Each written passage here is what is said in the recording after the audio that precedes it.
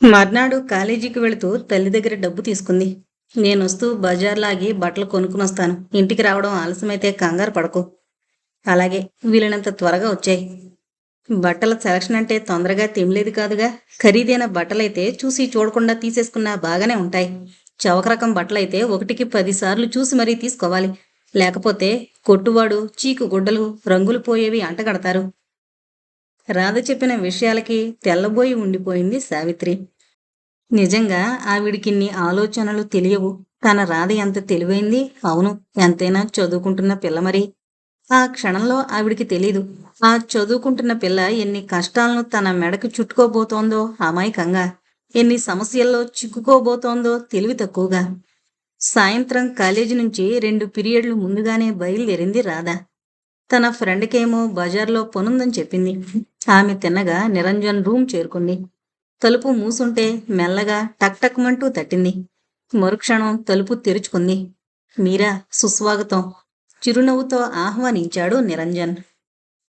గదిలోకి అడుగు పెడుతూనే ఆశ్చర్యపోయింది రాధ. ఎంత చక్కగా అలంకరించబడిందని గది. విశాలమైన గదిలో సీలింగ్ నుంచి వేలాడుతున్న శాండ్లియర్, బెలూన్ల తోరణాలు, గదిలో సన్నని సువాసన.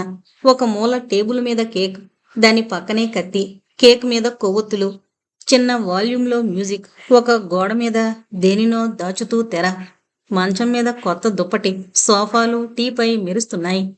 టీపై మీద ఏంటో ఉన్నాయి, ప్లేటు మూత వేసి. ఆ గది చిన్న సుందరమైన స్వర్గపు ముక్కలా ఉంది. ఆ అలంకరణకు రాధకు మతిపోయింది. షాంపూ బాత్ చేస్తారా? అప్పటికి తెలివొచ్చింది ఆమెకు. తన పొరపాటు. ఇతను తన పుట్టినరోజుకేవో చేస్తాడని తెలిసి తను తలంటు పోసుకోకుండా వచ్చింది. సిగ్గుపడుతూ తల వంచుకుంది. బాత్రూంలో hot water, soaps, shampoo, towers అన్నీ ఉన్నాయి. అక్కడే మీ కొత్త డ్రెస్ కూడా ఉంది. ప్లీజ్, మీరు వెళ్ళి 5 నిమిషాల్లో స్నానం చేసొస్తే మిగిలిన కార్యక్రమాలు ప్రారంభిద్దాం. ఎదురు చెప్పలేనట్లు నడిచిందామె. ఆ షవర్ కింద ఆ ఫారెన్ షాంపూతోనూ సోప్తోనూ స్నానం చేయడం జన్మలో మరిచిపోలేని అద్భుతానుభవం అనిపించింది. మిలమిలా మెరుస్తున్న గ్లేజ్డ్ టైల్స్ను చూస్తూ తల తుడుచుకుని ప్యాకెట్ ఓపెన్ చేసింది. పేటీకోట్ నుంచి కర్చీఫ్ వరకు అన్నీ ఉన్నాయి దానిలో. సరికొత్త ఫ్యాషన్లో కనీసం 4-5 వందలు చేసే డ్రెస్. ఎంతో అందంగా అద్భుతంగా ఉంది.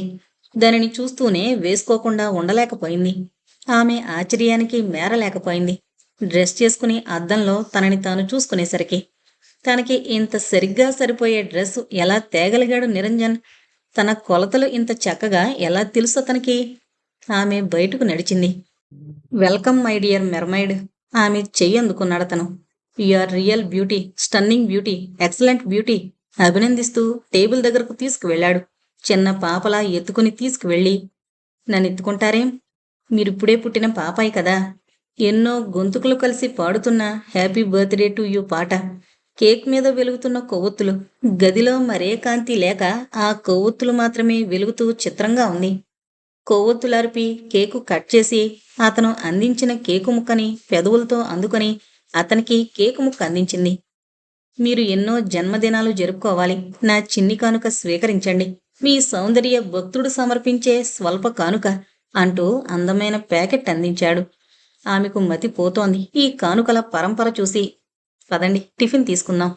టీపై వద్దకు నడిపించాడు. ఆమె ఎన్నడూ ఎరుగని స్వీట్లు, హాట్లు, చివరగా ద్రాక్ష జ్యూసు.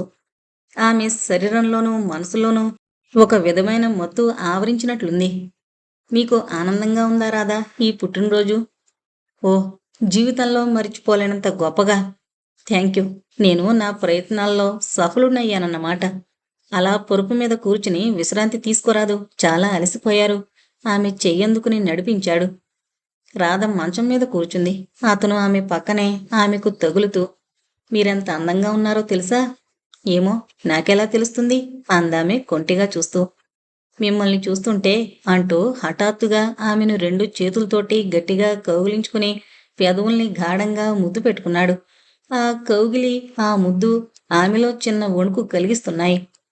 బట్టలు నలిగిపోతాయి, ప్లీజ్. అంతే, 2 నిమిషాల్లో. ఇప్పుడు బర్త్డే సూట్లో మీరు ఎంత అందంగా ఉన్నారో అంటూ ఆమెను ఎత్తుకుని అద్దం ముందుకు వెళ్లి నిలబడ్డాడు నిరంజన్. ఆమెకి తనని తాను చూసుకోవాలని కుతూహలంగానూ ఉంది, మరో పక్క సిగ్గుగానూ ఉంది. కళ్ళు కొంచెం తెరచి చూసుకుంది తన నగ్న ప్రతిబింబాన్ని. మరుక్షణం ఆమె కళ్ళు పెద్దవి చేసి మరీ చూసుకుంది నిరంజన్ చేతుల్లోని తన నగ్న దేహాన్ని అద్దంలో.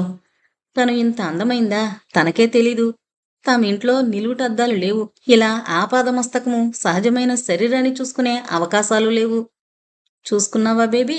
"ఉమ్." ఆమె మెడ మీద ముద్దు పెట్టుకున్నాడతను. ఆమె గిలిగింతలై కిలకిలా నవ్వింది. ఆమెను మంచం మీద పడుకోబెట్టాడు. ఆమె శరీరంలోని ప్రతి భాగాన్ని వర్ణిస్తూ ఆ భాగాన్ని స్పృశిస్తూ చుంబించసాగాడు. ఒకవైపు సౌందర్య వర్ణన, మరొక వైపు చెక్కిలిగింతలు పెట్టే స్పర్శ, మరొక వైపు చుంబనం. ఆ 16 ఏళ్ల అమ్మాయి పరవశించిపోతుంది. ఆమె మతి ఏనాడో ఆమెను వదిలిపోయింది. ఆమె వ్యవసరాలవుతోంది. ఆమె ఏం చేస్తోందో, ఆమెకేం జరుగుతోందో ఆమెకే తెలీదు.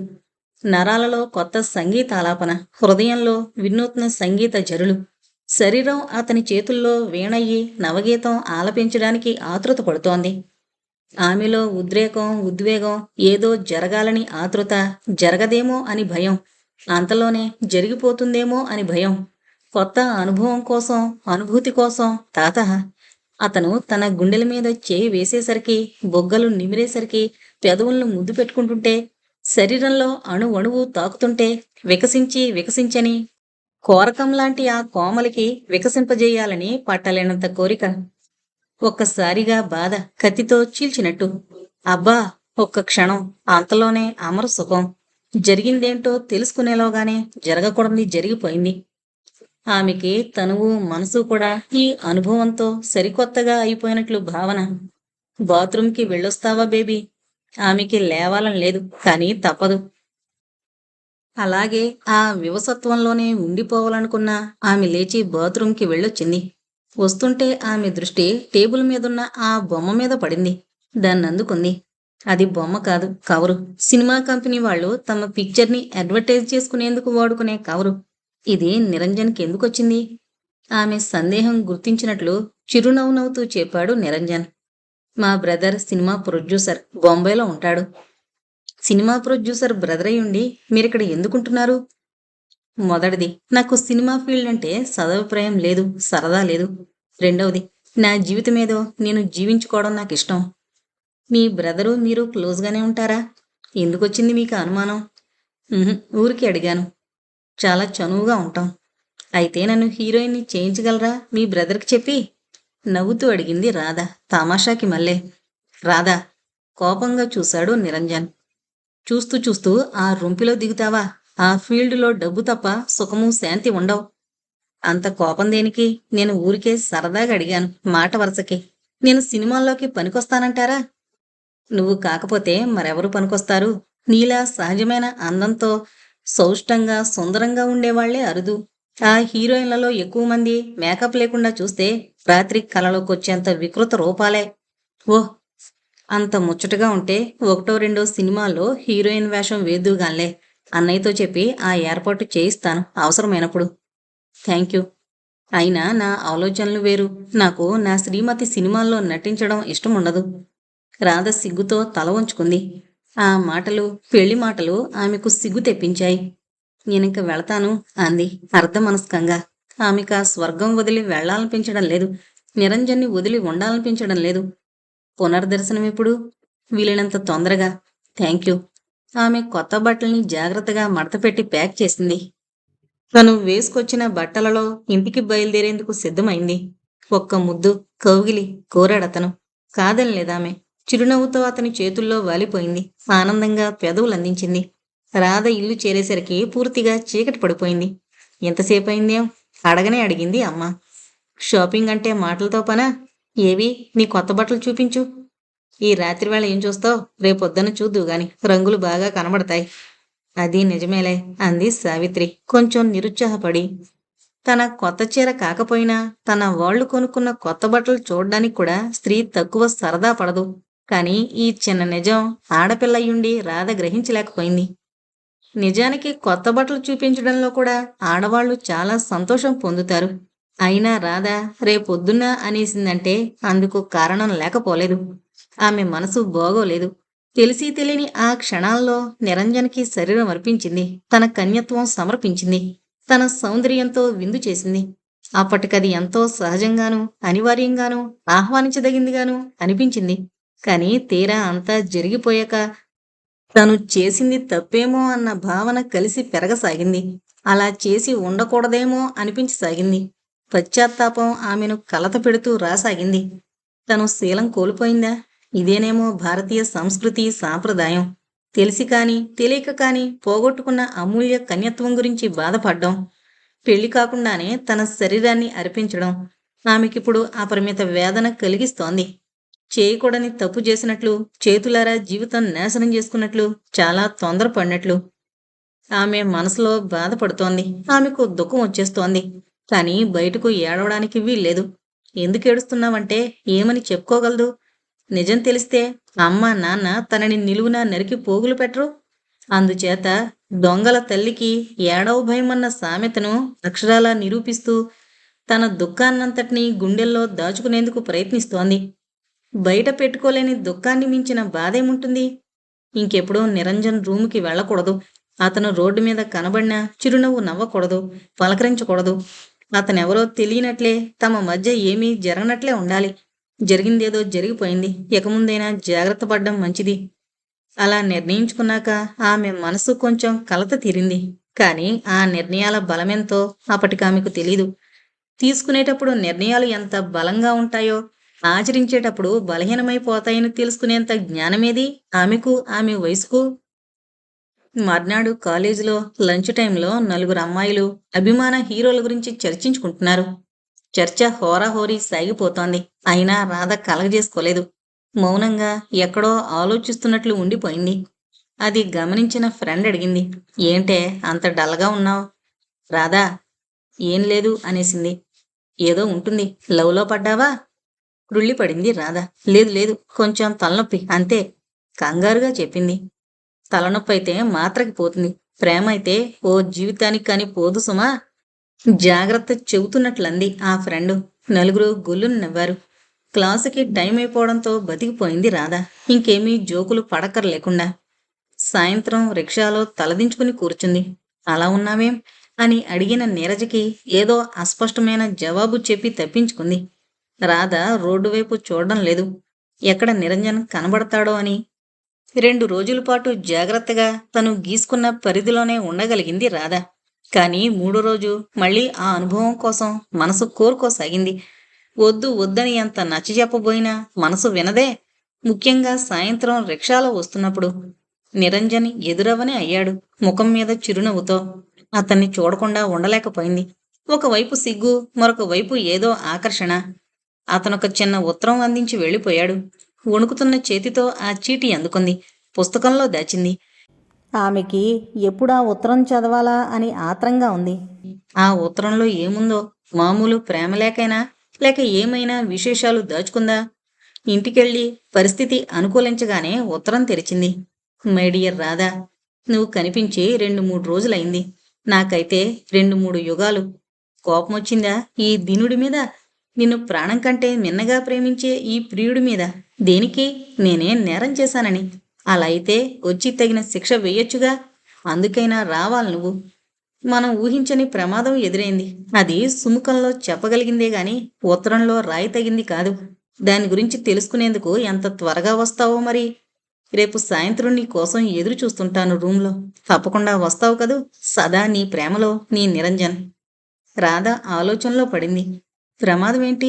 నిరంజన్ కొంచెమైనా వివరంగా రాస్తే బాగుండేది. రాధా, ఏంటమ్మా? ఒక సువార్త చెప్పు. నిన్ను చూసుకునేందుకు పెళ్లివారు రావచ్చు. తెల్లబోయింది రాధ. నాకప్పుడే పెళ్ళేంటమ్మా? ఇప్పటినుంచి ప్రయత్నిస్తే అప్పటికే కుదురుతుంది. ఆడపిల్ల పెళ్లి అనుకోగానే అయిపోతుందా? రాధకి ఏమనాలో తోచలేదు. వాళ్ళు నిన్ను చూసుకునేందుకు రావచ్చట, ఒప్పుకున్నారట. ఈ నెల 3వ కనుక వచ్చే నెలలో పెళ్లివారొస్తారేమో ఉత్సాహంగా అంది సావిత్రి. రాధ మౌనంగా ఉండిపోయింది. ఈ పెళ్లికొడుకు ఏదో ఆఫీసులో గుమస్తాగా చేస్తున్నాడట. 1500 జీతం అంట. మనిషి బాగుంటాడట. రాధ అతన్ని నిరంజన్తో సరిపోల్చి చూసింది. అవును, మొన్న అంత మంచి బట్టలు అంత చౌకగా ఎలా తెచ్చావే? అవి నిజంగా మంచివి, ఒరిజినల్లు కావు, డూప్లికేట్వి.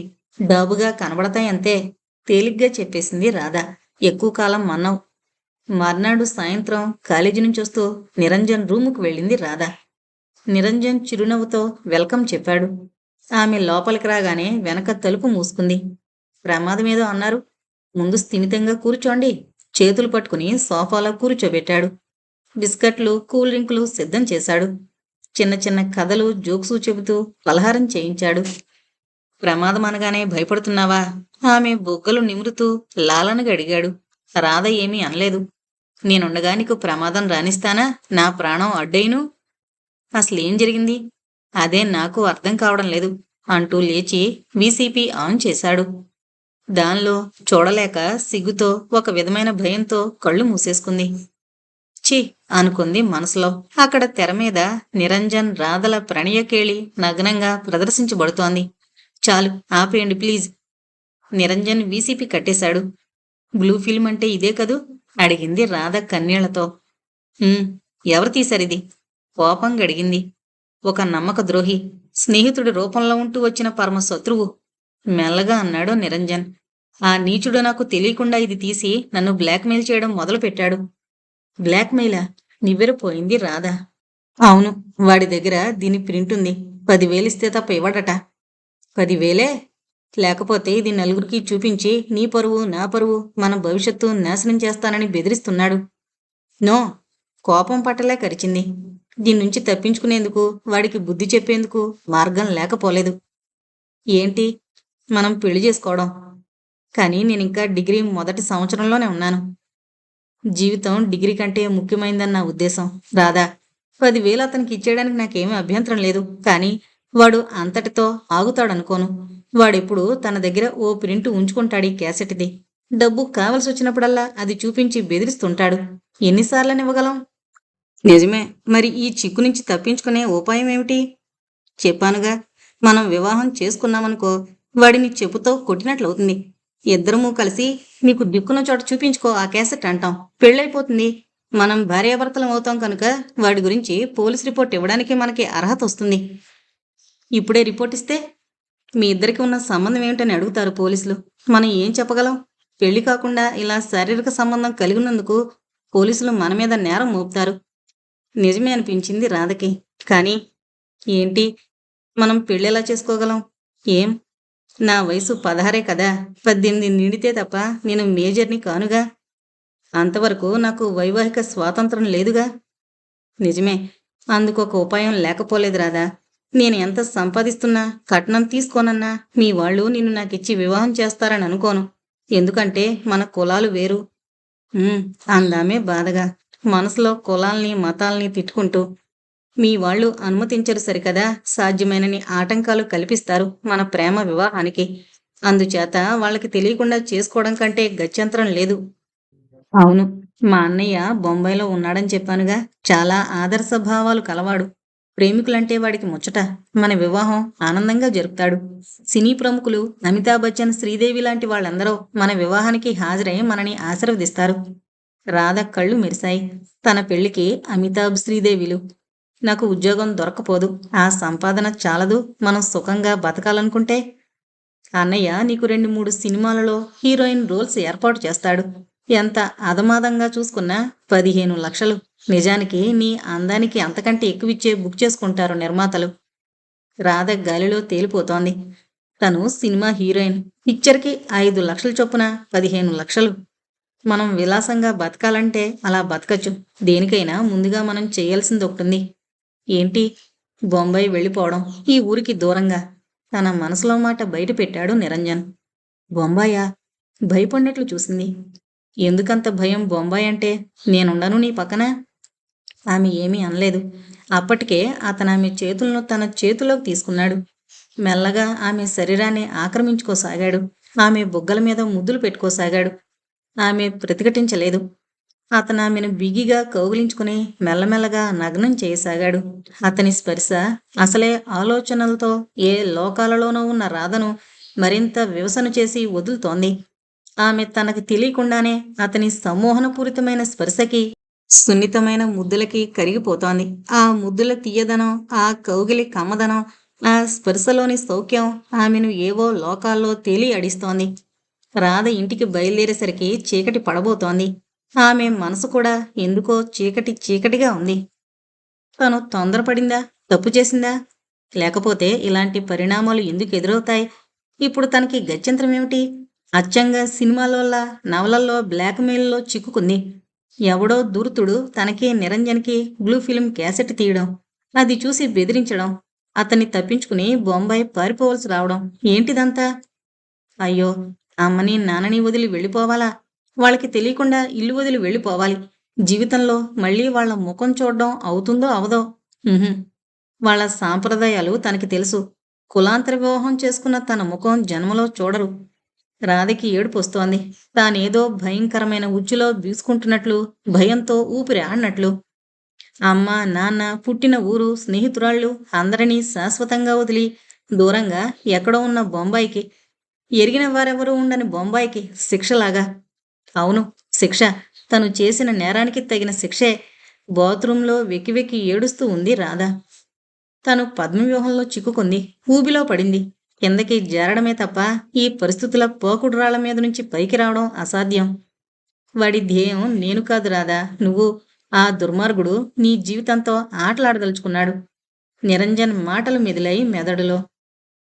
ఆ క్యాసెట్లో, అసహ్యకరమైన ఆ క్యాసెట్లో, ఆ శృంగార భంగిమలలో తన ముఖం అతి స్పష్టంగా ఉంది. తను కాదన్నా ఎవరూ నమ్మరు.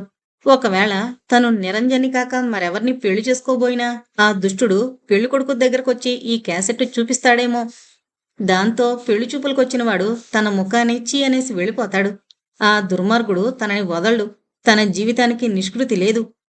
ఎందుకిలా జరిగింది? తను చేసిన తప్పేమిటి? వేసిన తప్పటడుగెక్కడ? ఆశలు, కలలు, కోరికలు, సౌందర్య గర్వం అవేనా? తనకి తెలీదు.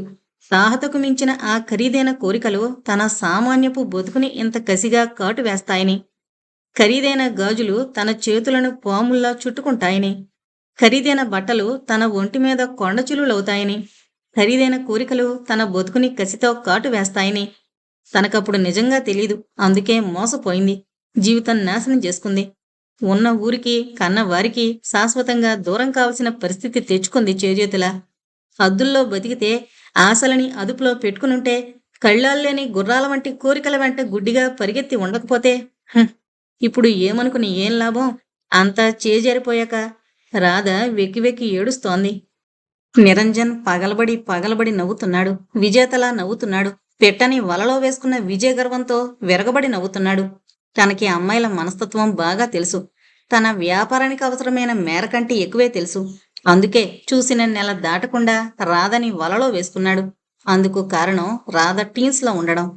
టీన్స్లో ఉండే అమ్మాయి ఆమె కాస్త అందమైందైతే చాలు, తన పని సులభమవుతుంది.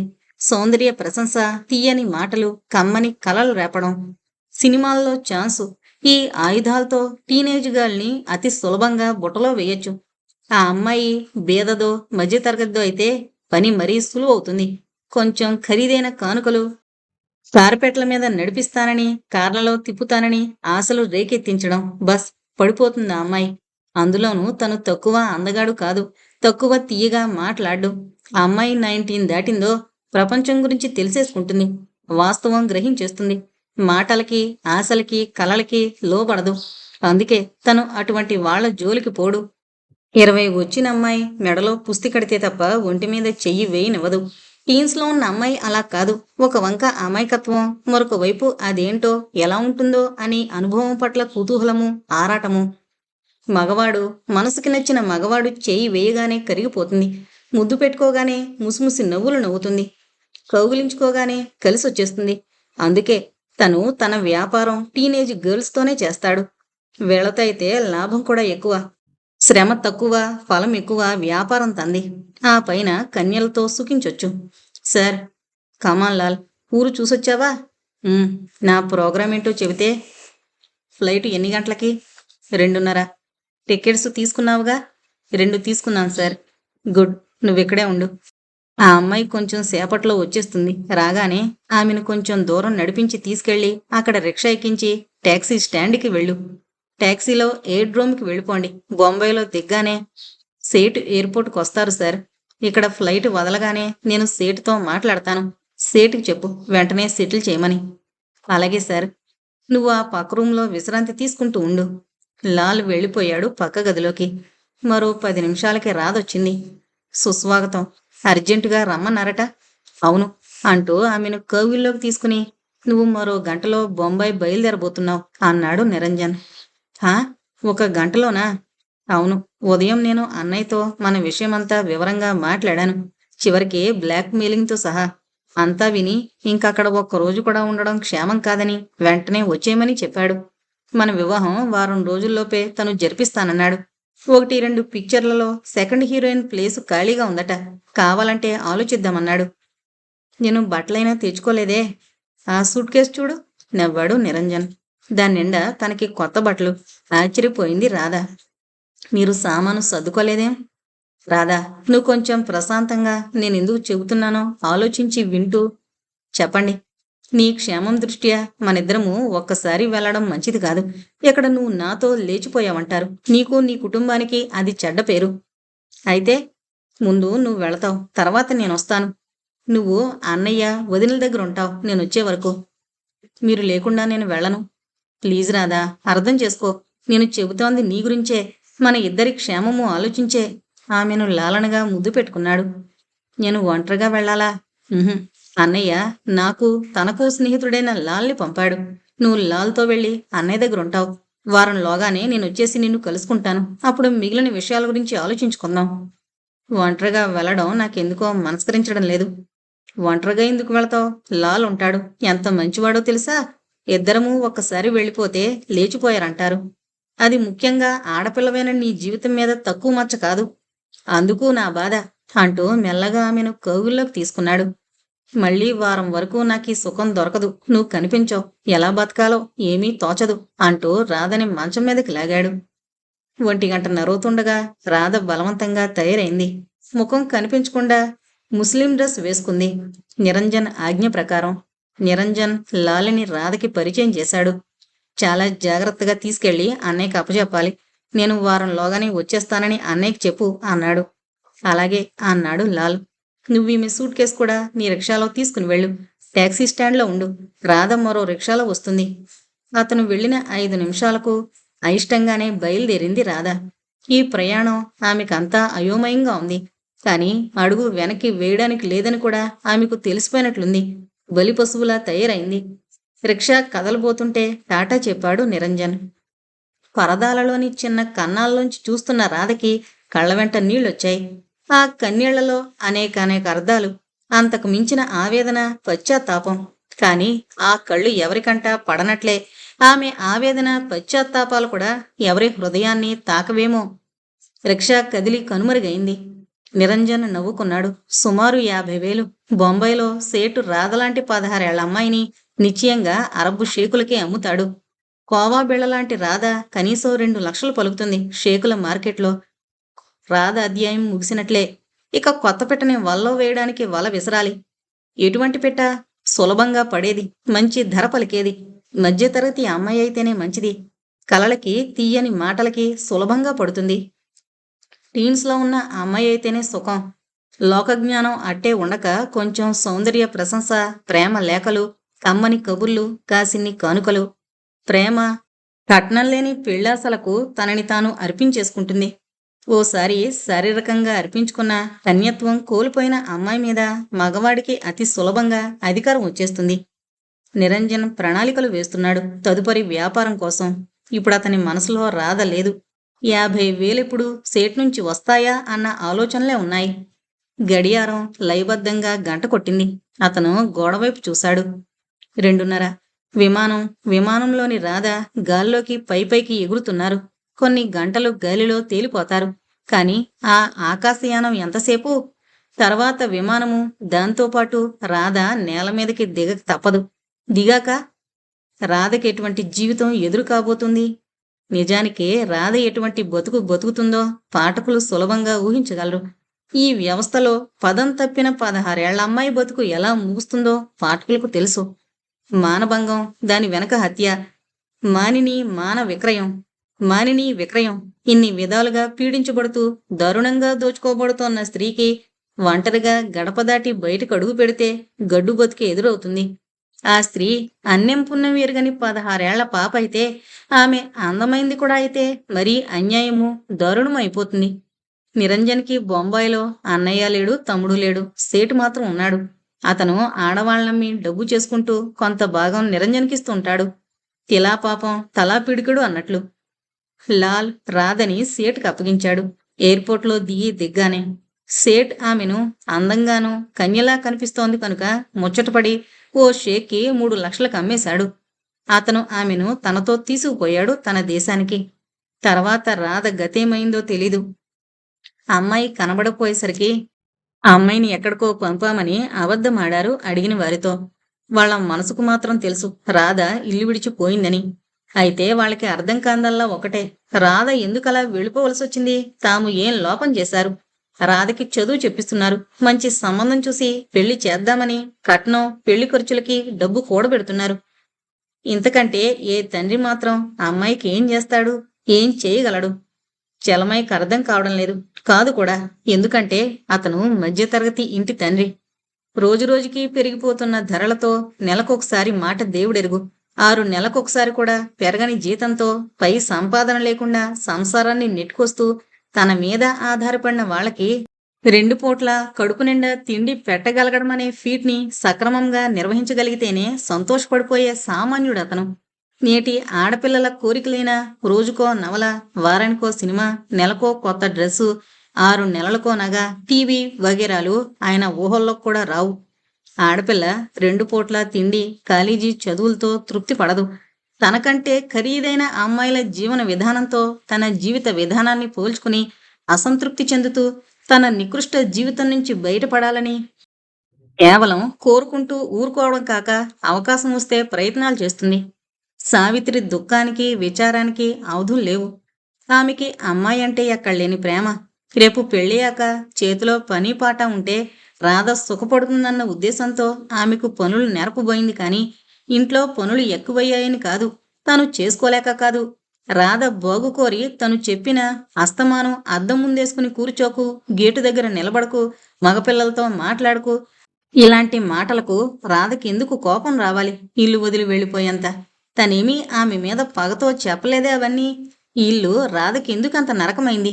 కనిపెంచిన అమ్మా నాన్న కాలకొట్ట విషమెందుకు అయిపోయారు? అవి ఆమెకు జవాబుల్లేని ప్రశ్నలు. నిజానికి అటు చలమయ్య ప్రశ్నలకి, ఇటు సావిత్రి సందేహాలకి జవాబుంది. ఒకటే జవాబు అన్నింటికీ. అది జనరేషన్ గ్యాప్, తరాల అంతరం. కాలం మారిపోతోంది.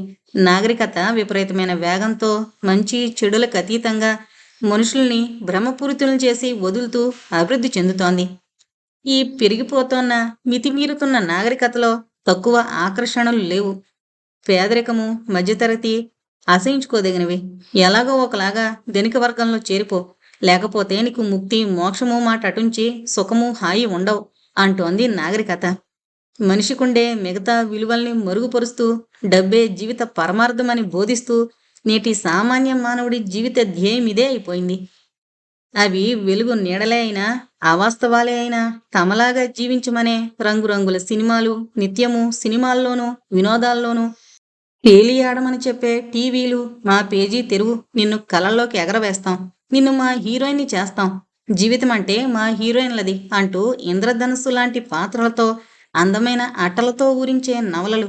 రోడ్డు మీద అడుగు పెడితే చాలు దృష్టిని ఆకట్టుకునే ఖరీదైన బట్టల షాపులు, చెప్పుల షాపులు, మనసుని మభ్యపెట్టే వేగంతో కూడిన మైకు పాటలు, మెత్తగా జారిపోయే అందమైన కారులు, ఫ్యాషన్లు.